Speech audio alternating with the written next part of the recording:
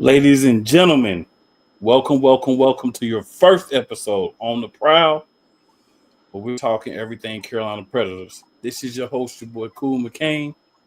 Right now, you can see above me the owner of the Carolina Predators, Mr. Ralph Bird himself. What's going on today, sir? Not much. Cool. How you doing, boss?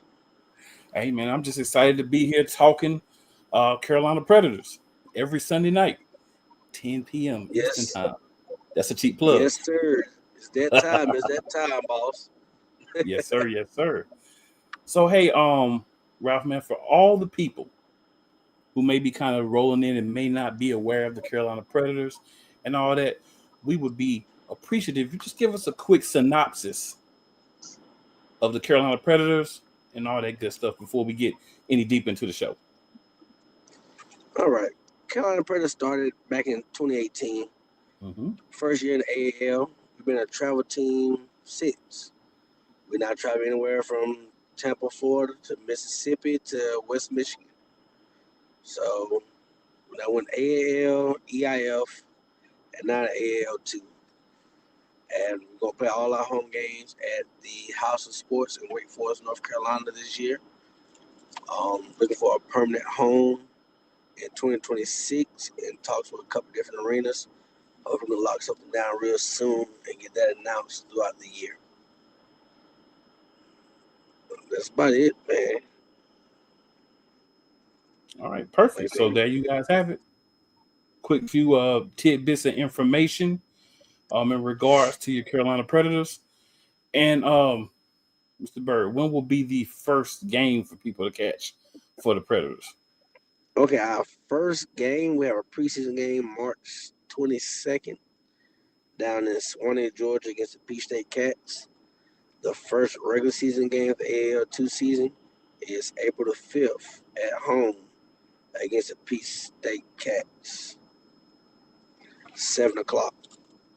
All right, so they are having some spring football coming real soon.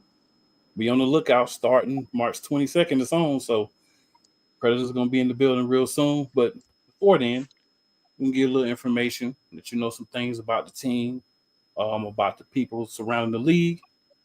And I think we have one of those gentlemen here in the back that we're going to be bringing on here in a minute, and that's Commissioner. I hope I say this correctly, Roque, because he just told me. So if I get it wrong, that's on me. Don't feel bad. I get it wrong all the time now. I just call him AJ. How's it going, man? Good. Thanks for having me. You got it right, though. Perfect. I try to remember, but sometimes when you remember things, it don't sound the same when you say it as when you heard it. So at least this time I got it right. Right. So I appreciate you taking the time to hop on here with me, and Ralph. Yes, sir. So you're the commissioner. So we'd love to have you explain to the people what the AAL2 is, maybe give them who the teams are, and then any information you'd like to, just share with the people about the AAL as a whole. Mm-hmm. Well, AAL2 as a whole, excuse me. Yeah, I got you. So the AAL2 is a professional developmental arena league. We wanted to make sure that people understand that we are not a professional league, right? We want our guys to come in, develop teams as well, right? Owners, lay a foundation, right, for their organization, for players, to get film, get arena experience, and then potentially move on, right? We don't want to hold any players, right? We don't want to hold anybody back from higher opportunities. Myself and my partner Jermaine Sanders, we took over the AAL in 2021. After right before the championship, 2021.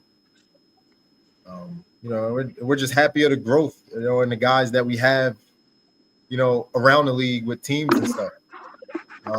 We have the Michigan Avengers, Carolina Predators, Georgia Indians, New York Smash, Mississippi Wolfpack, Steel City Stampede, Ohio Elite, Tri-City River Gators, Jersey Bearcats, New Jersey Roughnecks, and the Maryland War Eagles. Got a 12-team league this year. feel really strong with this group that we have now of owners and teams in the AAL2 right now. And we're looking forward to getting the 2025 season going. Okay. Awesome. So we've got the commissioner on. We've got an owner on.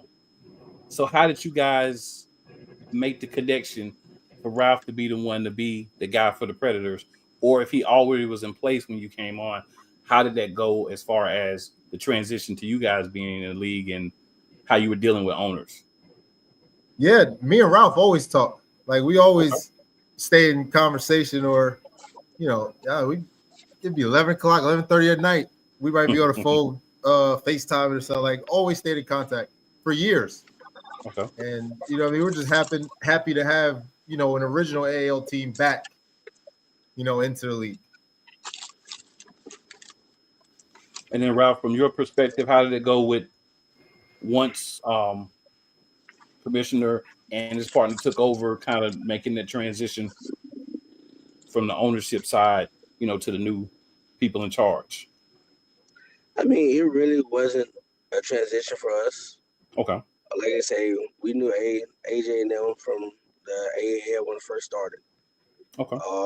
It was kind of a offspring because of how the AAL was going at first. From the beginning to the end of the first ownership to the ownership to AAL2. So it really just, we went to a couple different places, played a couple independent seasons. And then, like I say, me and AJ talked even when we were doing independent. So we always stayed in communication. And then when it just made sense for us to do something, it made sense. So when we actually found a little spot in Wake Forest to play at, then it just made sense to find a little developmental league to play in. Like I said, at first we was playing in a professional league, so that what made us travel so much. Anywhere from, I think our shortest game is when we played in Charlotte against the Thunder. Other than that, we was on the road 8+ hours every game. So it was just something refreshing. People I knew. We have the same goals for our teams and for the league in general. And then this year, you added about 6 more teams and owners with the same mindset. So it just made sense. Yeah. So my next question for you, Commissioner Roque, is when you're looking at adding, teams, are there specific areas? I mean, I'm not going to ask you to name the areas, but are there like specific areas that you may be interested in being in? Specific geographical locations or anything that you guys are kind of looking at when looking at possible expansion in the future? First thing you always look at is the geographical location of the other teams, right, with that new team coming in. I think that's the biggest issue with non-professional leagues, some professional leagues too, is everybody's so spread out, right? When you always want to look for people and teams that are close together, before accepting or bringing a new team in, right? You got to make sure it works for the entire league and the other teams in that division. Right. Because more travel means more money, which means now you're taking away from not only this year's budget, but also next year, because you're spending more money that was probably had aside for next year, right? And that's never good when you're spending next year's money this year. Definitely makes sense. So another question for you, Commissioner. How have you gone about building bridges to professional leagues for the players that play in the AAL2?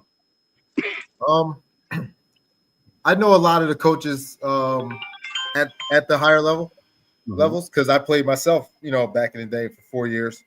So still staying in communication with those coaches, allows for doors and opportunities to open for guys, in the AAL2.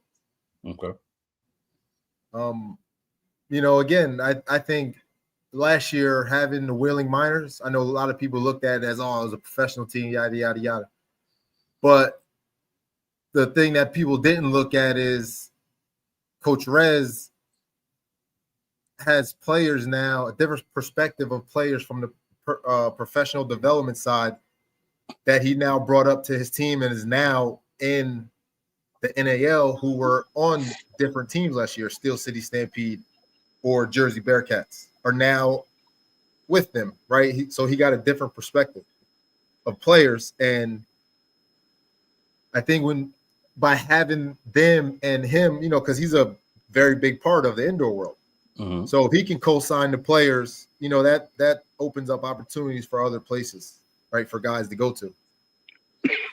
So I think by them being our league last year did us, more justice than, people realize. And I get it. I understand it, and right. I loved it. I like the sound of that, man. I definitely like the sound of that.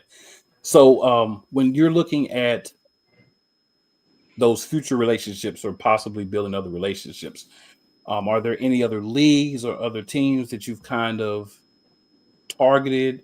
At least anything that you can share, because I know some things you may not be able to share yet, but anything that you can share about other teams, maybe other leagues that you've had an opportunity to kind of come and look at players, maybe take players, maybe look at players, that type of thing? I mean, not specifically targeting. I mean, we want our guys to be able to have all the opportunities for all the leagues. We don't want to, keep guys specifically to one league. We want to go everywhere. Like, for instance, Coach Sean Lyota was out in Wilkes-Barre. That was my head coach when I played the Erie Storm. So, Okay. he recruited guys that were from the AAL2 last year that were in our league last year. And I think it's just keeping that open relationship with guys that already, and or the AAL2 itself continues to have good quality players where now you can't look away, right? You have to go and look at those guys in the AAL2. And I think we're just about there at that point. Because if you look, there's a bunch of AAL2 guys from last year around the NAL right now. Mm-hmm. Definitely. There's some in the AF1 as well. Definitely. So if you're out there, you're looking for your player, maybe you're looking for an opportunity, you want to build yourself up, there's an owner right here, that's a commissioner right here, and you hear what they're saying. You need development. These are some guys you might want to talk to. Yes, sir. Because AAL2 is there for you to develop you. Right. That's right. And yeah, that's what it's all about, right? That's right. So, Ralph, from the owner's perspective, I know throughout a season, there can be times where you may lose guys because they do move on to somewhere else. How do you try to prepare for that when you're going into the season? Obviously, you can't 100% prepare for it. Can't get the word out here, prepare for it. But how do you try to prepare for that, happening? That's always our goal. So we're always looking for next man up. When we build a team for somebody to leave, we got somebody to replace. Because our goal is always to get our guys moving somewhere. And we have a great track record of doing that so far. We have a running back last year is an IFL coming up. A couple ball players signed to the Cobras training camp roster this year. We have a couple guys. Matter of fact, we have one guy who's been playing, I believe, the LFA, the Mexico League. Mm-hmm. He's been playing there for a couple years. He just got signed to Orlando Predators. We had a running back who played with us during COVID. He left us, went to Green Bay. Went from Green Bay to Quad City, and then left there and went to Mexico. We had one guy left us a week before our first game last year. Went to Philadelphia Soul. He left there. He went to Wichita. Finished out there. He went to Duke City and IFL. I mean, so our goal is to get the guys experience, the knowledge, the film to get out, to get paid somewhere. No matter IFL, NAL, LFA. We got a guy over in Germany right now. He's been there about 3-4 years playing ball. So We just want guys to live out their dream. That's fair. That's fair. I can dig that. So this question is for either one of you guys. So for people who may be watching and maybe like, okay, it's AAL2. Is this a league that pays players or players playing to play? How does that work? What would be how that pay structure would work for you guys for players? For the AAL2, if teams wanted to pay players, you could, right? But you do not have to in the AAL2. Okay. Right. That's why we do not want to promote it as a professional league, because as a whole, the teams in the league are not paying their players. Right. Last year, again, Wheeling was a little different, right? They're a little different animal than most teams that are in the AAL2. So they acted as a professional football team of who they wanted to be and who they were. Right. But most teams, 98% of them, are not going to be paying players. Some will, but most are not. That's why it's professional development. Right. And I just wanted to kind of let people hear from the horse's mouth, right? Because I got you guys here, kind of let people hear from you, like, this is what it is. Right. And to elaborate a little more, we still have the AAL, right? That was out a few years ago. That's still on the back burner. That it's not going away. It's still there. But we're in no rush, because look at the arena world as a whole, right? With the professional teams. There's not many that operate truly professional. Yeah, IFL, NAL, but outside of that, and AF1, some of them. But outside of that, that's it. So when the time comes for those teams, for us to bring back the AAL, that whenever that happens, it happens. Right? We're in no rush, because we still have the AAL2 to build guys up. Right? Maybe we'll get to a point where we have now teams that want to go higher but don't have NAL money, IFL money, but now want to move to AAL. Right. We could do that. But it'll all have to be, to make it work, has to be geographically right. Not just going to bring it back and have teams in, Maine and then Florida, and you got to fly everywhere every week. That's crazy, right? It won't last a year too. And I think that's the biggest, thing about is geographic locations, is keeping any league, afloat. Yeah, absolutely. Of course, we got some comments here, so appreciate everybody that's commenting. We love the comments. We love the interaction all the time. So essentially what they're saying here, good people listening, is opportunities, right? And they're doing things that make sense. So when you're in some of these leagues that are, your spring leagues, whether they're more professional or you're talking about those developmental leagues, it's doing things that are logical, right? You're not going to have a team in North Carolina, a team in Vegas, right? You're going to try to have things more logical if you can. So logistics work, right? So it makes sense for players and just makes sense for the league all around. So when you're looking at these different leagues, right, you're watching them, you're supporting them, you're checking them out, think about that particular league, what it's for, where it's at, and those type of things. And understand that's why sometimes you may wonder why you don't see certain teams in certain areas, or certain leagues have teams in certain areas. It's all about what makes sense. Right. Exactly. Right? And got to make sense first before anything. Like when, let's say, for instance, when Michigan Avengers came in, right, they were the only team that was up north before we had Pittsburgh Outlaws and the Ohio Elite and the Syracuse Smash. So first thing I did was, listen, we don't have teams up there, but let me see if I can find the teams that we have right now in the East who will make that trip to maybe we can make it work before we, invite you in. Right. And we ended up finding teams first. And then after that, we ended up being able to create the North Division with the 3 other teams. So now, 4 teams are up there. So now it makes it a little easier on travel and stuff. Well, the first thing is always let's see if we can make it work first, because you're out there. We don't have teams. Right. It's never sure. Come on, let's come join. And then really don't have nothing for you. Yeah, you definitely don't want that. That doesn't make a lot of sense. So, Ralph, from the ownership perspective, when you get when new teams come into the league, right, things like that, is it excitement? Like, okay, we got new guys to play, or these guys are going to be in our division? They're going to be somewhere else. How does it feel from the ownership perspective when you have that happen? These new teams coming in. It feels great because the league is growing, Mm-hmm. and that's what we're all here for: is grow. New owners mean new opportunities. That means you got somebody who might need your help. So, in the hand. And there's also is new meat to beat up on too. So hey, come in. We look forward to it, and we appreciate you coming.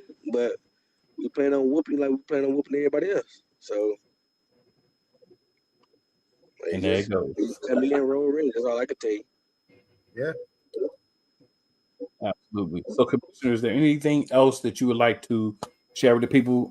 Don't want to take up too much of your time. Appreciate you getting on with us. Is there anything else you'd like to share with the people? Any information where you want them to find you, check you out, or any of that good stuff? Man, I do want to just point out that South Division is going to be crazy. That South Division is going to be tough. Listen, I said that from the get. That's going to be the hardest division in AAL2. For sure. Oh, yeah. We know who we think is going to win it. All roads come through Wake Forest, all I can tell them. There you go. There you go. That's it. Like I said, I think we have a solid group, man. And I'm excited just to see everybody get on the field. We got some pretty, cool things coming up for the AAL2. Which, will be announced soon for this season. But yeah, we're excited. We're excited. We're here. We're gonna be here for a while. We don't plan on going anywhere. I love it. I love this stuff. I love being able to get a bunch of guys together that got teams and want to help guys, continue playing and get to where they want to go. There it is, man. It's all about that passion for the game. You love football, you love football. If you want to help people get there, that's what it's about. And you got people in the AAL2 that have been around the game. Mm-hmm. It's Matthew Steeple, one of the owners and coaches for the Maryland War Eagles, played back in the day when it was the real AFL. 8 seasons with the New York Dragons. Like Julian Robinson was the head scout for Carolina Cobras last year. One of my coaches on the Jersey Bearcats, Kelly Logan, he used to be the head coach for the Reading Express back in the day when they were in the AIFA and stuff, winning championships there. So, mm-hmm. I mean, all through the league, man, it's just there's guys that have been around the game, and I think a lot of people don't understand that part because we have the word professional development in the name of the AAL2. Right. They don't understand the amount of knowledge that we have over here because it's not a pro league. Yeah, but that's okay. That's why we're here to educate people, right? So that they understand. Right. You know what I'm saying? Yep. Hey, well, okay, we definitely appreciate your time, man. Anytime you'd like to hop back on, any big announcements you want to break on the show, feel free to let us know. We'll be more than happy to have you. Yes, sir. All right, man. Appreciate you guys. Absolutely. Yes, sir. And we've got another guest that'll be hopping in here in a minute, guys. You've seen him before. You've seen me talk to him before. He was previously the coach of the Carolina Cobras. Blank right there. But he is now their general manager. President. Coach Brandon Negron. I still call him Coach. He's always Coach Negron. How y'all doing? What's going on, man? How are you? How you doing, Coach? What's up, Ralph? How are you, sir? I'm doing all right. How about yourself? I'm good, fellas. I'm good. Thanks for having me. Absolutely. It's great to see you again, Coach. Yes, I sir. know you're not coaching anymore, but you always coach to me. Well, I appreciate that. And, like I said in my post, this is temporary. I'm sure I'll be back on a sideline sooner than later. Absolutely. I definitely get it. So, Coach, we wanted to have you on a couple of things, of course, but the first one, and this is, both of you guys can give us the two sides of how this worked out. But the Predators are going to be an organization that's going to help, kind of get players up to the NAL, and one of those teams would be the Cobras. So, how did this come about, guys? And how do you feel this partnership is going to be great for both teams? Well, I could speak to that. Last year the plan with the Cobras and Predators was to host an exhibition game. They were going to play us a game last season. Didn't work out. We had some logistics within our calendar and with the arena that unfortunately we had to postpone or cancel the game. But I've always wanted something like this in place for the Cobras. Right? We want a developmental team that we can go to immediately if we have positional needs or roster needs throughout the season. And I just think having it in our home state makes a ton of sense. I love what Coach Bird and his staff are doing down there. The players that they have on their roster, even now, are guys that I'm looking at with my coaches and scouting guys every day. Tyler Barnes is one of them. Stephon Brown is another. Those are guys that, in my opinion, are an injury or a roster need away from being on an NAL roster. And so my hope is that they'll be on a Cobras roster before anybody else, right? You had Commissioner AJ on here, and I listened to just some of the teams in AAL2, and I mean, we have players on our pre-camp roster right now that are from AAL2. David Ross, Brentley Allen, just to name a couple, right? So there's a lot of good athletes in AAL2, and my hope is that those athletes are routed through the Predators, which in turn would put them on a Cobras roster at some point in their careers. Sounds good.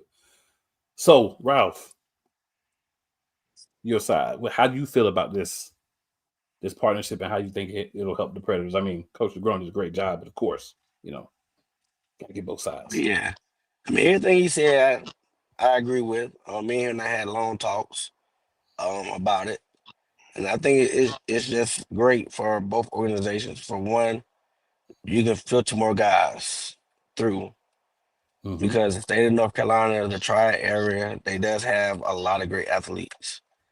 And to try to narrow a lot of these guys to a 30-man roster is kind of difficult. They have a lot of great talent. They just don't know the game. So to have somebody like us to help teach the game to them, to get them able to play on a higher level, I think it'd be great for us, the Cobras, really for the world of arena football. I believe if this goes good between these two organizations, I believe that's going to change something else. And you have other teams that can do the same thing. As you've seen, the Willing Miners did the same thing with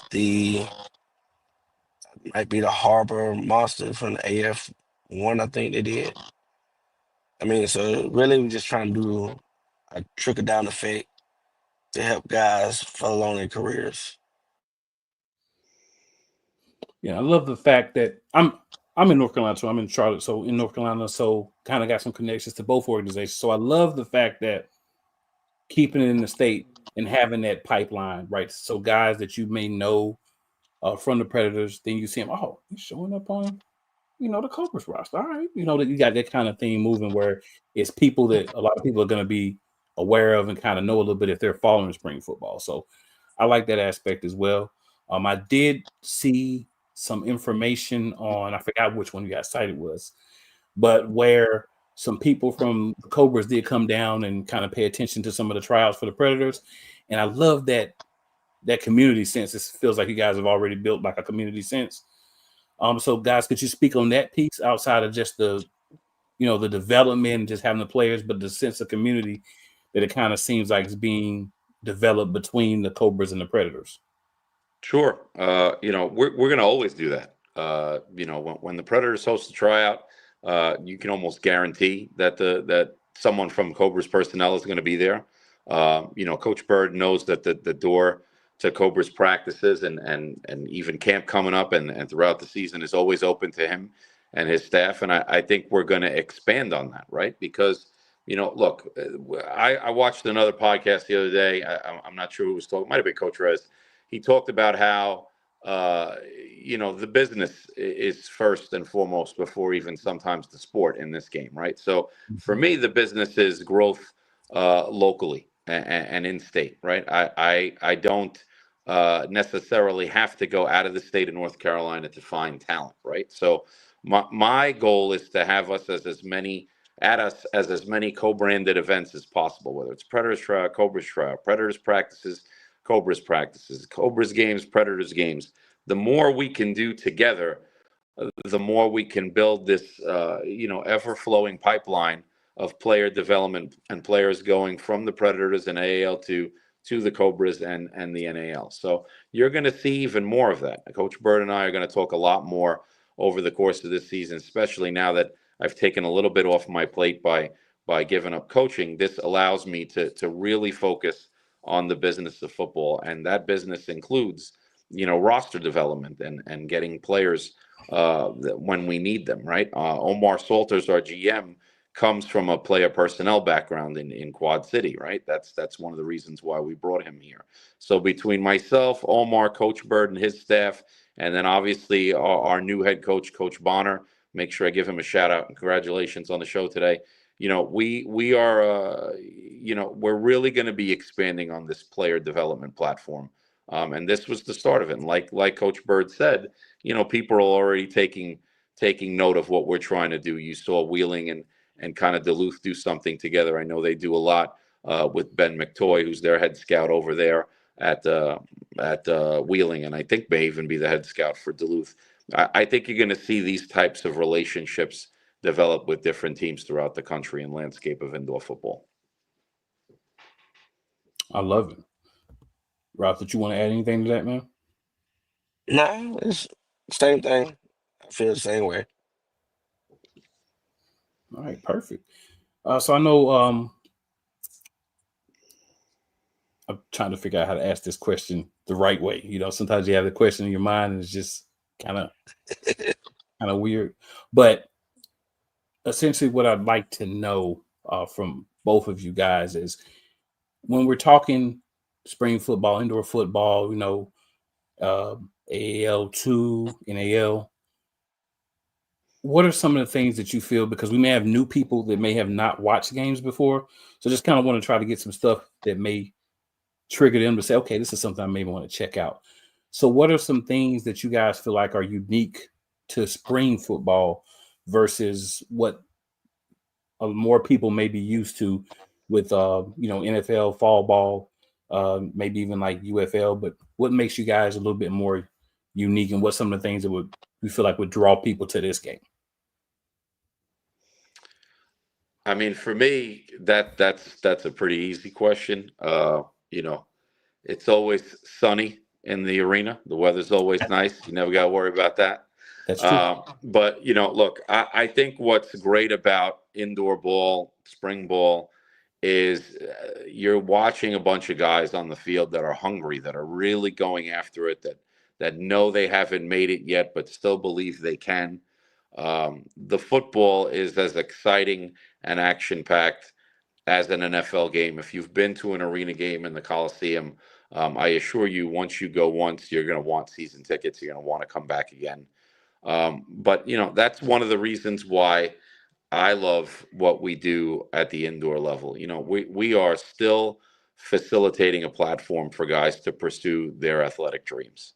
And I think there's a lot of value in that, a lot of spirit in that. The guys haven't forgotten where they came from.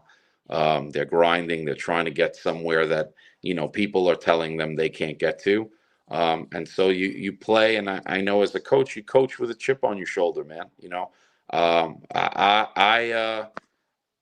know where I came from, right? So to be able to coach on the sidelines, and I'll be a team president of an organization. I know where I was even 5 years ago. I would have never thought 5 years ago that I'd be president of one of the founding organizations in the National Arena League. I'm pretty proud of that, right? So I think for fans that come to games, you can get behind these guys, get behind these coaches, get behind guys like Coach Bird and the players on his team, and just you follow them as they're trying to move up the ladder to the different places in their career.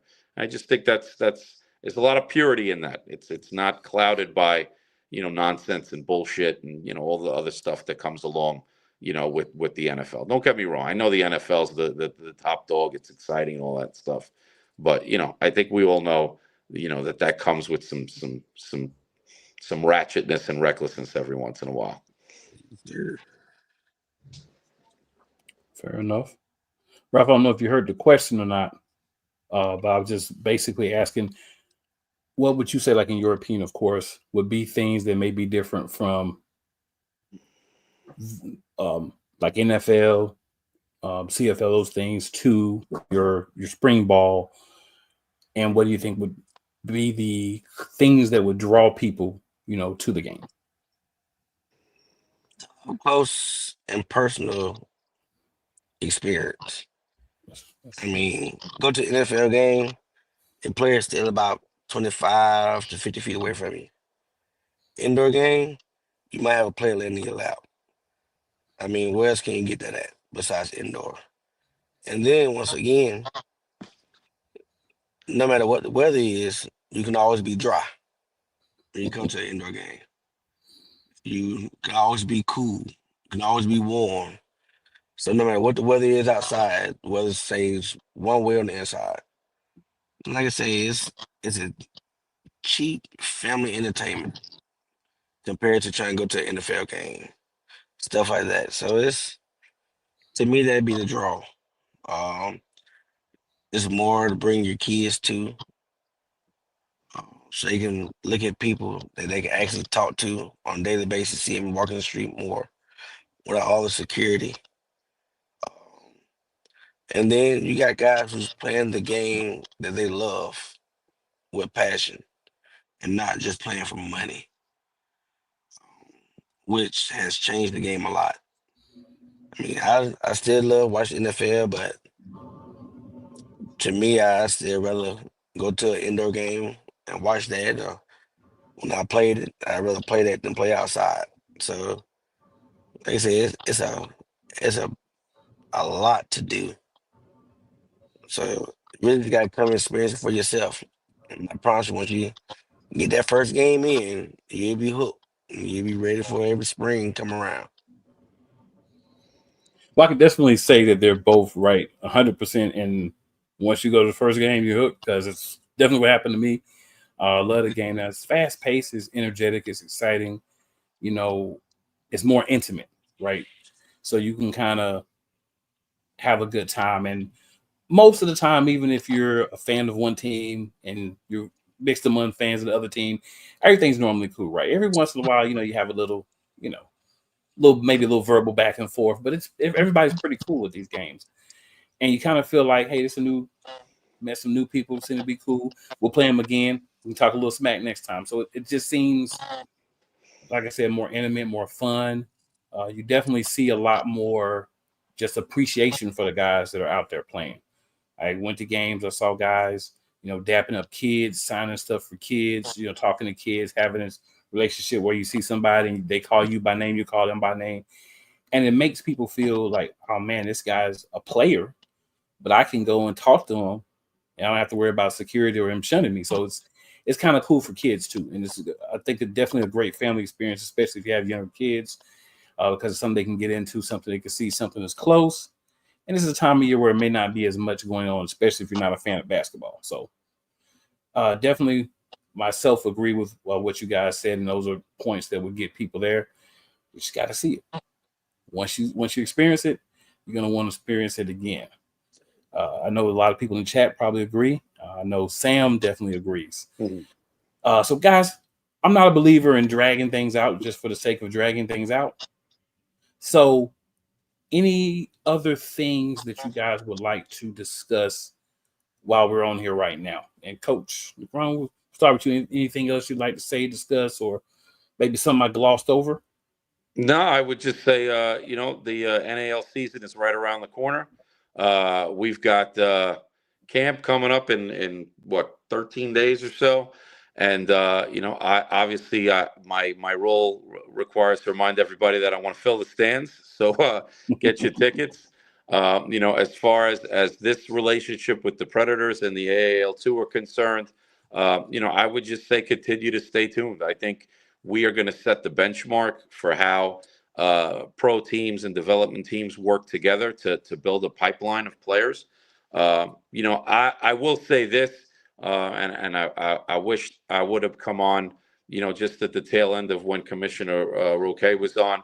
Don't discount the professionalism of AAL2. I know the premise of it is developmental to bring on players, but I've been around these guys. I actually went to a playoff game last year when Jersey played Wheeling. They may not be indoctrinated as professional, but they run a very professional outfit. They do it the right way. I know Julian Robinson from being with my team last year as a scout and a coach. I know he owns the War Eagles. He's extremely professional. I've talked to Leonard Holmes at Georgia Indians. I see he's on here. Again, extremely professional. So part of that development, it's not just about X's and O's, how you run routes on the field. It's teaching you to be a pro athlete. And I think that the Predators, the Bearcats, Peach State, with Coach Moreland, all the different teams, Jersey, you name it, these guys are not just teaching you how to play the indoor game, but they're teaching you how to be a pro athlete, which stems far beyond what you do on the field if you want to make it, right? So, don't discount that. I'm really proud of what these guys at AAL2 are doing. And at my core, I think that's another reason why I was so excited about doing this partnership with the Predators is, I love player development. I want to see these guys learn and move up the ladder.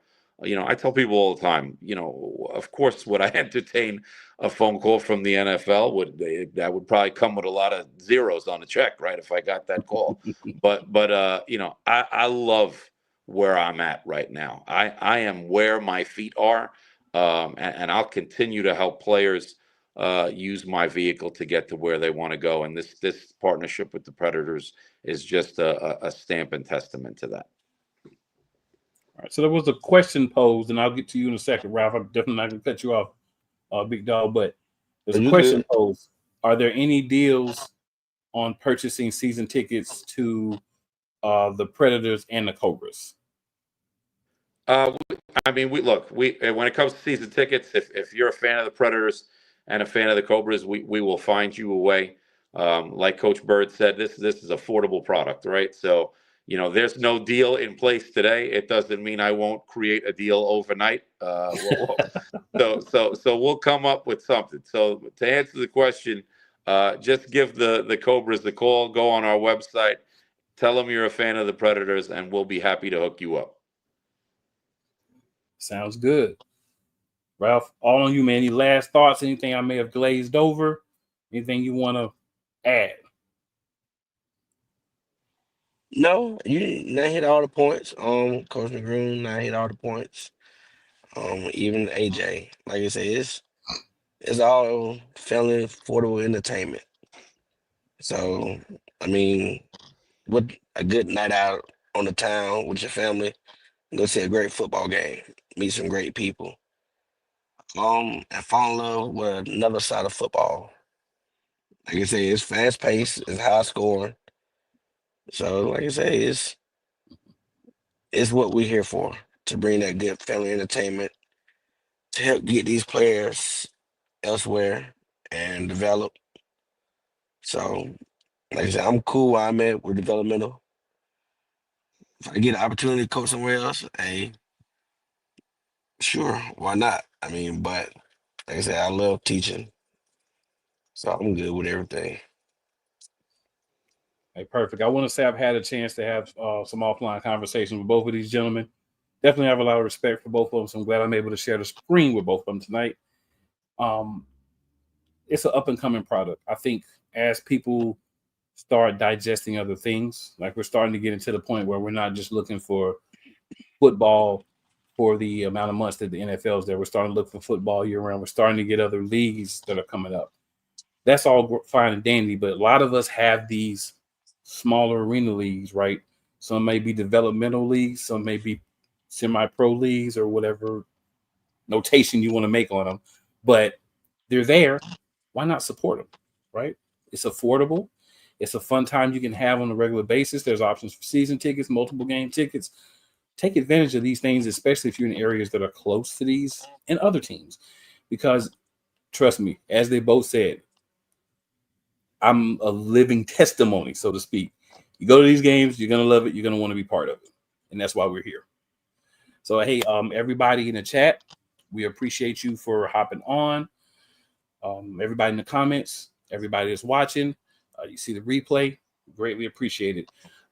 Gentlemen, is there anywhere that you would like to have everyone know to follow you, to check out any other products or anything that you have going on before we get out of here? This is Coach Bird Show. Tell them where to find the Predators, Coach. Like I say, you can find us on Facebook, Carolina Predators Arena Football. The same on Instagram. You can also go to our website, gocarolinapredators.com, and that's where you'll find all the information on the Predators. Also, the Carolina Cobras, they on Facebook. I'm not sure if y'all on Instagram or not. I'm pretty sure y'all probably We're are. on Instagram. Yeah, we are. Okay. And then go to their website also. So then also follow them on their podcast every Monday at 7. As of right now, 'cause I heard the time might be changing. So just stay tuned to Facebook. And like I say, follow both of them. Okay, we both gonna follow each other and share what each other has going on. So appreciate everybody who joined in. Look forward to seeing you again. Yes, sir. Absolutely. Any last words, Coach? I'm good, man. I appreciate you guys having me. Cool, you're looking good. Congratulations on your Eagles Super Bowl. I'm gonna say that one time. One That's right. time. That's it. I appreciate it. Yeah, I've been flying high for over a week, man. Yeah. Oh, I know you're happy. I see your background right there. I know how excited you are. Absolutely. Absolutely. Well, hey guys, make sure y'all guys tune in with us. Make sure you like, share, subscribe to all the channels. Make sure you tune back in with us next week, same time, 10 p.m. Eastern, same place. Thanks, fellas.